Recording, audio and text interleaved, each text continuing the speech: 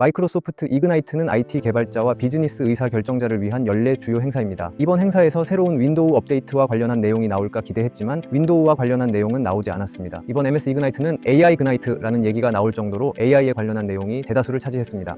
이런 와중에 MS 이그나이트가 끝난 직후인 11월 17일 챗 GPT를 개발한 오픈 AI 회사에서 챗 GPT의 아버지라고 불리는 샘 올트먼 CEO를 해임합니다. 논란이 일자 복귀를 위한 협상을 진행했으나 무산되고 MS는 11월 19일 샘 올트먼을 영입하겠다고 발표. 11월 20일 샘 올트먼은 MS에 합류하게 됩니다. 샘 올트먼 합류 소식에 MS 주가는 최고가를 갱신했습니다. 반면에 오픈AI에서는 직원 770명 중 700여 명이 샘 올트먼을 복귀시키지 않으면 그만두고 MS에 따라가겠다는 성명문을 발표했다고 합니다. 현재 이사회가 물러나면 오픈AI에 애정이 있는 올트먼이 복귀할 것이다 라는 역쿠데타에 힘을 싣는 외신들의 말도 있다고 합니다. 이후 행방은 지켜봐야겠지만 샘 올트먼이 MS에 합류하는 게 굳혀진다면 MS 입장에서는 웃음꽃이 활짝 피겠네요. 라고 영상을 편집하고 있었는데 11월 22일 오후 3시에 샘 올트먼이 오픈 AI를 복귀한다고 글을 올렸습니다. 이사회의 쿠데타가 5일 만에 끝나게 되었습니다. 토론이 길었습니다만 그만큼 MS가 진심으로 AI에 몰두하는 분위기라는 것을 보여드리고 싶었습니다. 이번 MS 이그나이트에서 발표한 많은 내용들 중에 알아두면 좋을 정보들을 정리하였으니 함께 보시죠.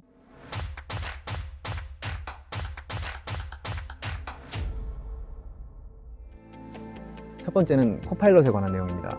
MS CEO 나델라가 이그나이트의 막을 열었습니다. MS는 이그나이트 컨퍼런스에서 코파일럿에 대한 얘기를 빼놓지 않았습니다. 우리는 AI를 새롭고 흥미로운 기술로만 이야기하는 것이 아니라 생산, 제작, 배포 및 안전에 대한 세부 사항을 다루고 있는 흥미진진한 새로운 단계에 접어들고 있습니다. 우리는 티핑 포인트에 있습니다. 지금은 분명 코파일럿의 시대입니다. 기존에 사용하던 빙챗 엔터프라이즈와 작별을 고하며 마이크로소프트 코파일럿으로 브랜딩한다고 발표하였습니다. 그리고 이제 코파일럿은 챗 GPT처럼 독립적으로 실행할 수 있으며 엣지, 크롬, 사파리, 모바일 등 어디서든 실행할 수 있습니다.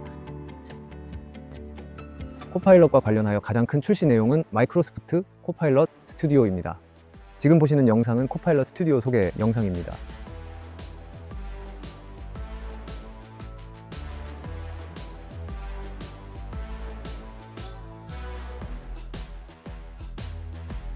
앞으로는 코파일럿에서 플러그인과 GPT를 모두 사용하여 자신의 환경에 맞게 커스텀할 수 있습니다.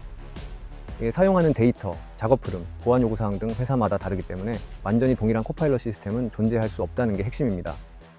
그리고 코파일럿은 앞으로 MS 제품군 내에 어디에서든 보일 수 있습니다. 두 번째는 챗 GPT입니다. 이그나이트에서 발표한 내용은 아니지만 마이크로소프트와 오픈 AI가 파트너십을 맺고 이그나이트에서도 챗 GPT의 언급과 중요성에 대해 다뤘기에 영상에 포함하였습니다. 지난 11월 7일 영상 앞부분에서 얘기한 챗 GPT 개발사 오픈 AI의 CEO인 샘 올트먼이 오픈 AI 컨퍼런스 데브데이에서 발표한 내용입니다. 데브데이에서 처음으로 GPT-4 터보를 공개하였습니다. GPT-4 터보는 약 12만 8천 토큰 길이를 지원하며 이는 대략 300페이지 책 분량에 해당되는 양입니다. 오픈AI의 최대 경쟁사와 비교하여 거의 유일하게 뒤지고 있는 영역이 이 부분이었는데 이번 업그레이드를 통해 격차를 없앴습니다. 제이슨 모드 기능이 추가되어 개발자들은 이를 통해 API 및 함수 호출을 효율적으로 할 수 있습니다. 그리고 21년 9월에 멈춰있던 GPT의 정보가 23년 4월까지의 정보로 업데이트를 완료하였습니다. 이 정도 학습 속도라면 곧 현실 시간 정보들을 습득할 것으로 보입니다. 이미지, 음성 등 다양한 API를 활용하여 입 출력 형식이 다양해집니다. 예를 들어 이미지를 입력으로 제공하고 그에 대한 설명을 음성으로 받는 것이 가능해집니다. 특정 기업이 가지는 도메인과 지식을 학습하여 기업의 맞춤형 모델을 만들 수 있도록 지원합니다. 그리고 GPT-4보다 성능은 좋아지고 요금은 저렴해집니다. 현재 저는 윈도우 11의 2715 빌드를 사용 중인데 코파일럿이 본인이 챗 GPT-4 터보 모델이라고 얘기하네요. 팩트인지는 확인이 필요해 보입니다.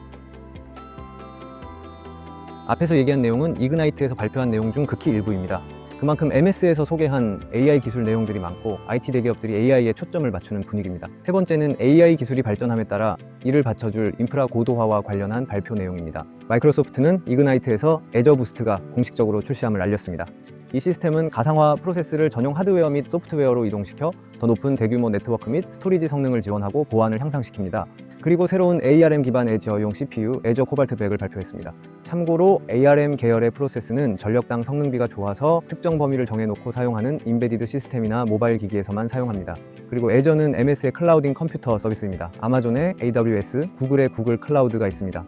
클라우드 워크로드용으로 설계된 코발트 100은 현재 마이크로소프트가 사용하는 상용 ARM 기반 서버보다 40% 더 빠르다고 밝혔습니다. MS CEO인 나델라는 이제 모든 클라우드 공급자 중 가장 빠르다고 말합니다. AI 가속기 칩 애저 마이아 100도 발표하였습니다. 1050억 여 개의 트랜지스터를 가지고 있으며 자세한 사양에 대해서는 공개하지 않았습니다. 사실 이 마이아 가속기 칩보다는 마이아를 장착한 렉에 중점을 두고 봐야 합니다. 고성능 칩이 처리하는 AI 작업에는 더 많은 전력을 소비하는 집중적인 계산 요구가 따르며 기존의 공냉식 방법은 고성능 칩에 미치지 못하는 경우가 많습니다.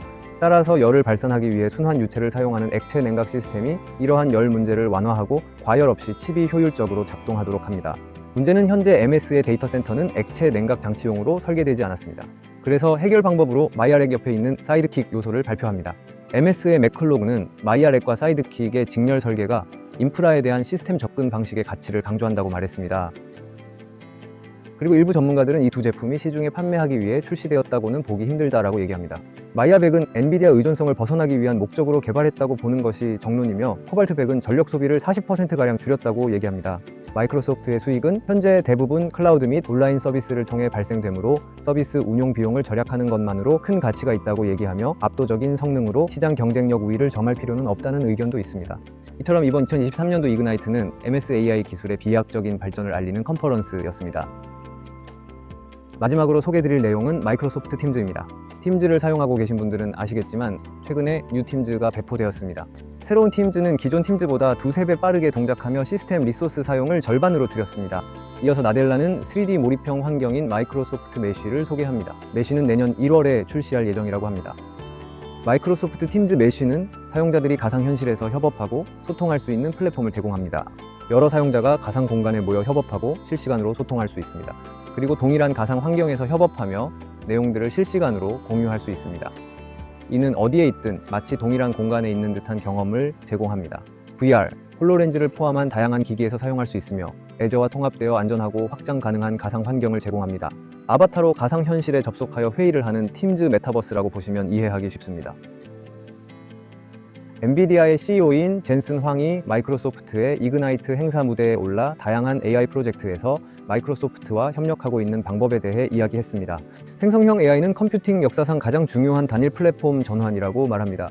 그리고 지난 40년 동안 이 정도로 큰 변화는 없었다고 얘기하며 PC보다 크고 모바일보다 크고 인터넷보다 훨씬 더 커질 것이라고 얘기하였습니다.